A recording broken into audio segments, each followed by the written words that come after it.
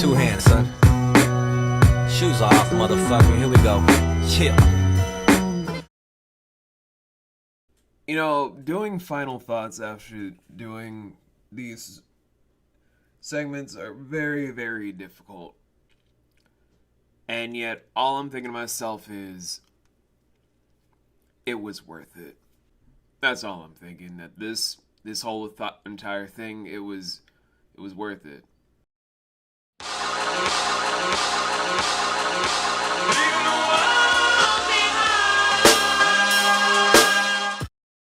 To call this episode a little bit of whiplash is also kind of an understatement, since one of these genres is the genre that helped raise me into the musophile I am today, where I've seen a lot of people talk about his humble beginnings in just secluded areas in New York before the great blackout happened, where a once niche art form involving wordsmiths and disc jockeys turned into probably one of the most lucrative genres that has ever hit the musical scene since the 1970s. Destroying disco and placing itself on the map like nobody's business ever thought possible. And the other one being the genre of music that I detest. Granted, with its overarching different branches that can be tolerable or insufferable, it's somewhat of a marvel that I was able to make this video as in-depth and as unbiased as possible. Like, I was able to look at all these parts with genuine enthusiasm that I would give for any genre that I thought would be reconcilable to any person that doesn't really like either genre. At least in my opinion, I thought I did. If I didn't, I'm gonna try again. Maybe at a later date. I can't promise that. I'm sorry, y'all. Now, why the topic of rap sultans and country royalty? Why not do something involving having genres of equal measure that kind of stand the testament by making sure they're super similar and making it a lot easier on myself? I could have done this with blues, I could have done this with jazz or R&B, or for country I could have done rock or metal or screamo. Any of those would have been so much easier. But then I had to sit back and listen to a lot of stuff of both sides of the party, where these artists and even people I didn't choose for this retrospective really did showcase why rap and country have a very niche relationship with one another that they don't say outright between other artists. When I think of having the newer age take over the front, there are numerous names I could have called out for this. Whenever the idea of the new generation of rap is brought to my attention, every time, I'm thinking of numerous artists that come to mind. Lex Bratcher, Ali Dominique, Merkums, Flawless R.I., Clark Wayne, Juice Wayne, Shofu, Token Black, Esmil, Quadeca, Chase, Binks. Although Binks has been around the block, a lot of people don't know about Binks. No offense, Binks. OCD, like all three members of OCD. Devmo. The list goes on and on. I could probably just have numerous fucking montage after montage showcasing you guys what I mean. But the fact of the matter is, when you're talking about certain sultans in the rap game for the new age, that's where Samad, King Blitz, and Chris Patrick were probably the best representatives I could have chosen out of numerous hats in the ball field. From trying to accentuate what it means to be versatile but also very much grounded in your message, it takes a very steady hand and a cool eye for detail when it comes to what you're trying to do and how to focus and navigate it with perfection and actual, almost surgical precision. When I'm thinking about that, King Blitz has done a lot of different features and a lot of different performances that kind of enter that nice wavy mentality. Almost like he's hitting it, not trying to be the greatest of all time without really showcasing any real merit for it, but being an ongoing student that wants to always impart some wisdom each and every release. When Samad Savage is navigating through his whole lane where he's had not only numerous appearances, but being on Billboard's Top 100, having a few different blow-ups here and there, the various different features, interviews, how he's handled stuff in a lot of different business avenues, all this stuff and more. It's less of someone trying to force a simple wave that other people have caved in and tried to morph around them.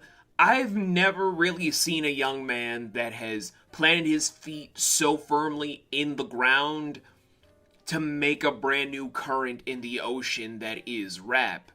What he's done is nothing short of pretty much a borderline miracle, if we're going to be honest. Not a lot of people can go from how they are independently to be as bombastically high up as Samad has. That is just one of the few things that you can't take away from him. But that's not to say that he isn't the only one that's done this.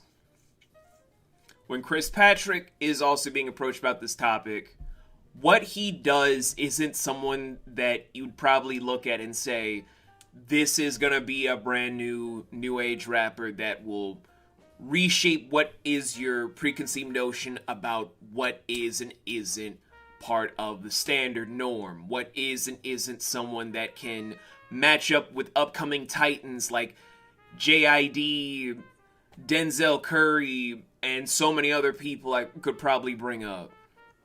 There is no finite way to bring up how Chris Patrick has hit the scene as hard as he has, but has tried to maintain that air about himself that says, I may be making success, I may be making waves, but that doesn't mean I'm not still that same young man that had a dream somewhere, where as soon as I picked up that mic, I could share my own struggles, I could share my own pains, I could share the ups, the downs, give hope to those around me, and hopefully, just hopefully, hear that somebody out there that needed a hero got to hear about my track and was so influenced, they ended up finding the strength to do what they could and finding out how far they could go because of my lyricism.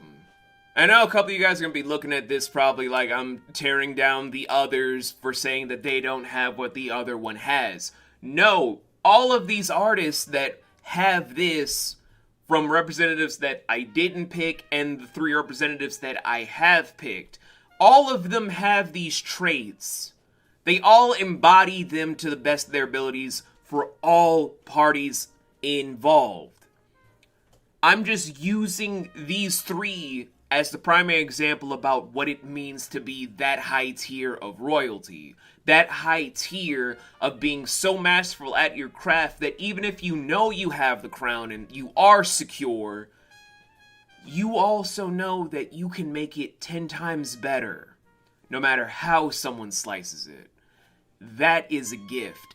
That is legendary. And that is something that not a lot of people can do. Meanwhile, for the country spectrum, I could list down a lot of artists for you guys, but one, I don't know a lot of country artists off the top of my head. I would fake it and try to type up some names right here, right now, and try and do this, that, and the third thing, but I'm not going to do that because that's dishonest. I'm not going to lie to you guys. I don't know a lot of country artists, just like I don't know how far in deep country music can evolve and evoke. What I can state is that I know talent when I see it, no matter what the genre is or what my own preconceived notions are. Ryan is a very, very complex man. His beliefs, his whole entire demeanor in things, how his business operates, he is someone that you either can respect for what he does and has no apologetic edge to it, or you can hate him and just say fuck it all. There is no real in between because it's just someone that you love or hate. That's something that is so unapologetic that for me, that reminded me of Billie Holiday, Johnny Cash, and Elvis fucking Presley. That man has the entire swagger to basically be his own symbol and to do his own thing in a way that I don't see a lot of artists, no matter what they tend to proclaim that they're doing, do that well, do so interesting in their execution. Then we have Lily Rose. If it wasn't for my partner, I would have never have heard about Lily. But even me, I took one look into her music without my partner around. I took various different listens to the tracks that I have heard. Are they fresh on the block? Yeah. Have they done a lot on their resume? Not really. Why count them as royalty, probably some of you are wondering. It doesn't take a lot to make your stance be known about how you're going to be taking your own throne from individuals, nor do you need to say a lot to move in your best capacity about how to be that good of an individual.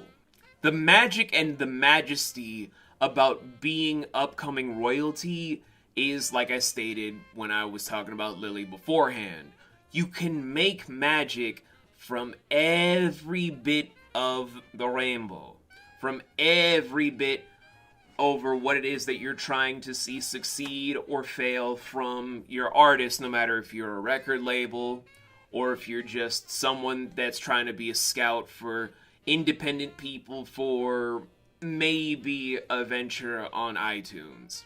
Lily has the same grace of someone that is beyond seasoned but just needs to be even more even-tempered out to be mythical. And with time and small efforts, I see it happening with absolute grace and dignity. And lastly, Luke Bryan. I would go fully in depth with certain things, but honestly, I think my buddy Shan brought it up pretty well about his genuine, wholesome demeanor and just how he seems to be country music's Jesus. Kind of gives it all away. He wears his whole entire musical heart on his sleeve. How he carries himself is that of your best friend that you're sitting across the table from, and you just feel comfort. There is no real big diatribe to go over for someone that can give over a giant charisma boost to the room. And honestly, I feel like that's what makes country interesting. For people that love the genre, there's probably a lot more facets that you'll probably look into and maybe find better attributes to equal this equation, but hear me out. Having the notion of being an outlaw for many individuals that looked into stuff for a Western appeal. I know I'm saying a lot of words in repetition, but just follow me. With that whole thing being stated for being an outlaw being either loved or hated, having the edge that just needs to be tempered out to make sure that you go from a simple big boss to mythical, while also having a charisma boost to the room. That, I feel like, is the essence of country from the soul of the Old West. From the soul of those that wanted to ride off into the sunset and then appear during the sunrise. Maybe not to the extent of being that dramatic, maybe something a little bit more wholesome of like, you're on a hillside home, you're tending to stuff with your wife and kids, or your husband and kids, I'm not judging, and then just having a nice wash amongst the sun itself. That beauty enough as is can be a whole nother hallmark that still follows the same thing. People might love you for your lush fields and how you keep up your crops. Other people might hate you for the stuff that you have and they don't. You can craft yourself to be as big in the room as you want to be while still remaining your small self, but still have, like I stated, having that warm appeal, having that inviting presence. Either way, the soul of country is, in definition, like these three artists. There is no real classy facet that you need for it, and frankly, that's the most interesting bit. Will this mean I'm gonna be a fan of country starting now? No. But I do give country my respect. Because any genre that can find its footing, no matter how many years go by, no matter how many people say this, that, and the third thing, and still go strong no matter how many people want to dictate how it changes and how it's being disrupted, that's no small feat. And frankly, I couldn't see a world that doesn't have country, if I'm being honest. And that's a little bit odd for me to say. And if you need an escape for now. Basic flowery breakdown aside, now we're gonna finally get into the whole thing about what it is that made me do this episode. Well, let's just keep this brief, guys. I wanted to see in essence not only just what makes the genres themselves as interesting as what needs to be stated, but how, when you think about it, both sides are really part of the same coin, more so than what meets the eye. Like, I've given you the classifications of what could be better associated with these two art forms. And I know a couple of people are going to probably be in the comment section saying that this is all because Lil Nas X being the bridge between country and rap that you got to state this claim. Honestly, I'm not going to do that. It's bizarre. Something about how American history itself plays out is why rap and country have the odd relationship that it has that not a lot of people want to talk about, but have to acknowledge more these days than anything, instead of trying to hide behind it with other genres that kind of embody and encapsulates what it means to be both as a unification. The odd essence of how country became a comfort for certain individuals, because I'm not going to start that topic with people today, has been a widely accepted fact for various different groups. It is true. And for rap to kind of just be an elevation about how various inner city kids or people that have been disenfranchised looking into the immortal bard or various different haikus and poetries and the spoken word element being dated back even further than European times to going back to African tribes, that also intertwines into a very unique history that's deeply woven like it's part of Anansi's web. With that whole je ne sais quoi going about for each individual takes, when you then twist and turn them both into a nice linear line, they intersect pretty well. Something about it just screams, I don't even know how to basically put it without sounding super flowery, but it just screams a super in-depth tapestry.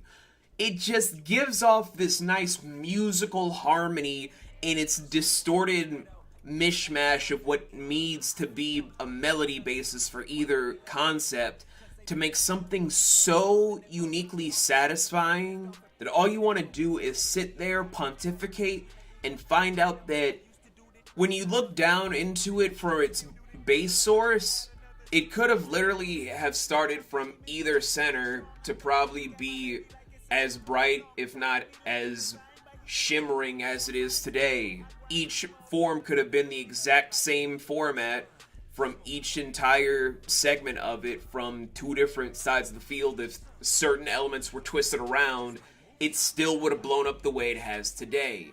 You don't really have that same argument with the other because certain branches do lead into making that course to make it blow up the way it has, and certain courses are born from it to stem out to then be another branch of how it is. But country and rap have that odd dichotomy that seems almost like each other format just meshes like it needs to be a finite tapestry to then make something that is harmonious by being disorienting.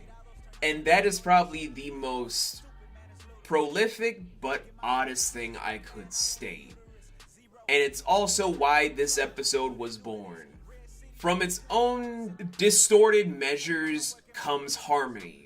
Much like how various elements in rap can be disorienting but harmonious, The same way you can feel that way with certain country tracks. Each and every element comes together like a beautiful puzzle by not really having the perfect pieces. And I feel like that's the ultimate way to put it. It's a beautiful mess that's perfect being a mess. And I feel like this episode, although as long as it has been, is probably gonna be one of my favorites to cover in just how in-depthly odd, but how hauntingly beautiful these two genres are together. And these representatives on both sides encapsulate it very well. So, yeah, that's about it.